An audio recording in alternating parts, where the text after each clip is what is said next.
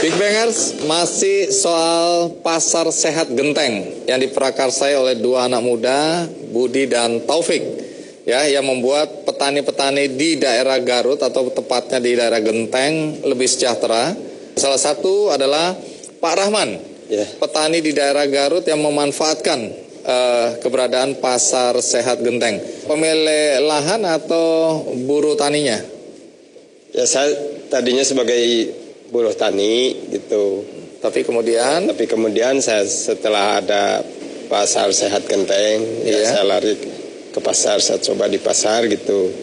Nah, sekarang ya alhamdulillah saya rasakan setelah adanya pasar sehat Genteng itu manfaatnya besar dan banyak gitu. Kalau dulu petani apalagi saya gitu sendiri, kalau punya sedikit barang hasil dari kebun, saya harus pikul, harus jual jauh-jauh ya seperti dikatakan tadi 12 kilo atau paling dekat 3 kilo dengan menempuh jalan kaki gitu. Jadi yang saya katakan seperti tadi, yang jauh-jauh harus jualan tadi hasil pertanian harus pikul sendiri, ya sekarang dekat gitu. Tapi pembelinya emang rame di situ. Siapa ya? Alhamdulillah ramai karena itu punya pelanggan tetap juga ya. Ada. Ya.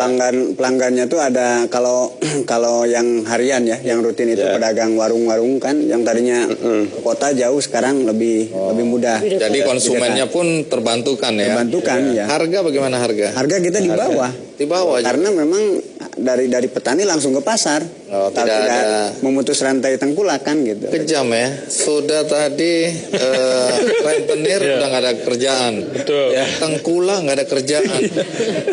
Nggak boleh gitu dong. Kasih kesempatan kami ini.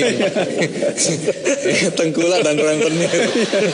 Sebenarnya Bang Andi, kalau Pak Rahman ini juga ikut bergabung juga di koperasi, dia menabung setiap hari itu tidak besar sebenarnya 10.000 per hari. Iya. Tapi berkat tabungannya yang konsisten, dia hampir setiap tahun tidak usah membayar kontrak. Malah kita mengembalikan uang ke Pak Rahman setiap tahunnya. Wah, kelebihan. Kelebihan. Gitu. Oh, karena dipotong uang tabungannya dipotong untuk sewa, lapak, gitu. Tapi itu pun masih berlebih. Iya. Jam kerjanya dari jam berapa sampai jam berapa, Pak? Mulai di pasar? Iya. Iya, kalau mulai di pasar itu dari jam 3:30 atau jam 3 pagi gitu. Ya. Sampai jam 10 atau ya paling terakhir jam 12. Kembali ke Budi dan Taufik ya. Setelah berjalannya waktu, kalian melihat pengembangan ke depan apa yang masih terus bisa dilakukan? Yang dirasakan oleh mereka, yang pertama Mas, tingkat pengangguran kita sekarang mulai menurun Mas. Kenapa? Karena ada turunan-turunan kegiatan ekonomi masyarakat yang dihasilkan dari kegiatan pasar. Contohnya anak muda di sana ya, waktu sebelum ada pasar mereka nongkrong-nongkrong aja Mas, main gitar gitu, nggak ada kerjaan. Tapi sekarang setelah adanya pasar, kami berdayakan jadi petugas keamanan di sana. Petugas keamanan di sini pun bukan preman, kami nggak ada preman. Jadi kami itu dilatih langsung kerjasama dengan Koramil, dengan muspika setempat Mas. Jadi langsung diberi arahan oleh Koramil, termasuk oleh Polsek Mas di sana. Termasuk warga-warga sekitar Mas yang tadinya rumahnya kosong misalkan, dibuat kontrakan-kontrakan sekarang gitu Mas. Jadi pedagang-pedagang yang jauh kan, simpen barang atau mau tinggal di kos gudang di situ gitu. bisa ya. Di sana ya. Wow, kita berikan tepuk tangan dulu dong.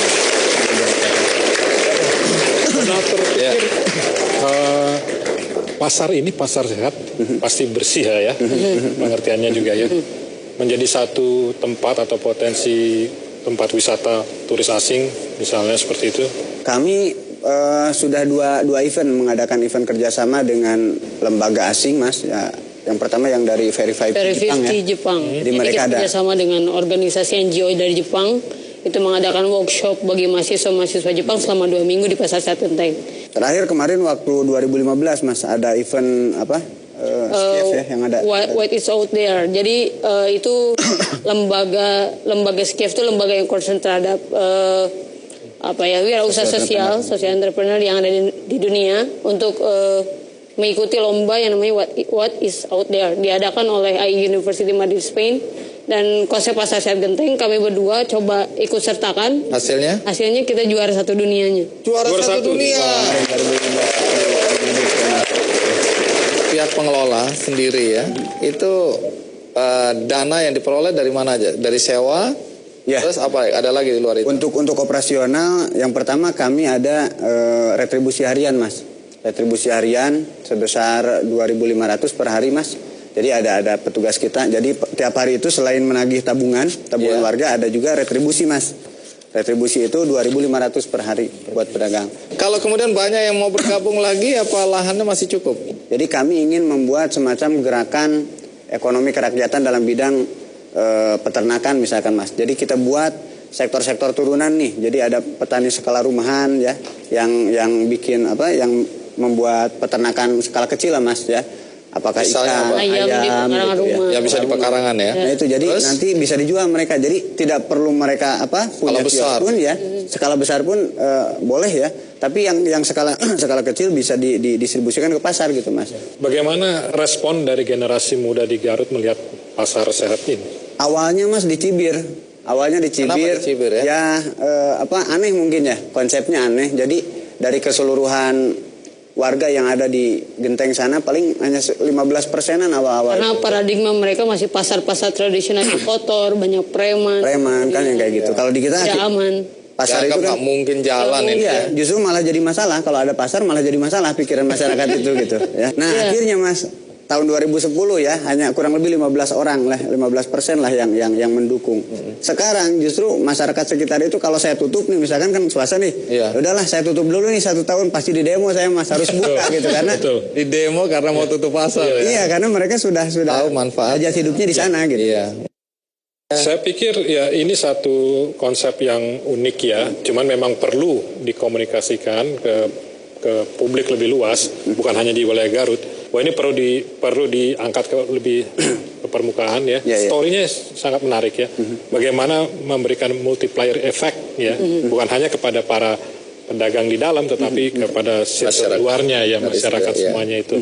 Wah, ini kan sudah sebagai kalau kita bicara brand secara story, ini sudah bagus gitu. Cuman memang perlu ditambahkan dengan apa yang namanya identitas dan segala macam. Mungkin juga perlu ada sentuhan estetik ya. Tadi ada segmentasi ini, itu blok-blok itu dengan satu signage system yang baik, menarik ya.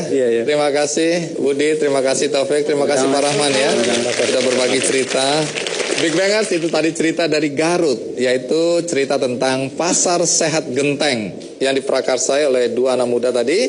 Semoga cerita ini bermanfaat dan ini bisa diaplikasikan atau diduplikasi dimanapun Anda berada sepanjang semangatnya tadi sama. Jangan kemana-mana karena setelah ini ada cerita juga mengenai pertanian, anak muda penggagas yang namanya iGrow. Apakah itu? Do more, do good, Big Bang. Tapi ngomong kalian ini lulusan apa ya? Saya MIPA UGM. MIPA? Iya. Terus? Kalau saya ilmu komputer di UI. Jadi tidak ada berbasis pendidikan founder kita yang lain.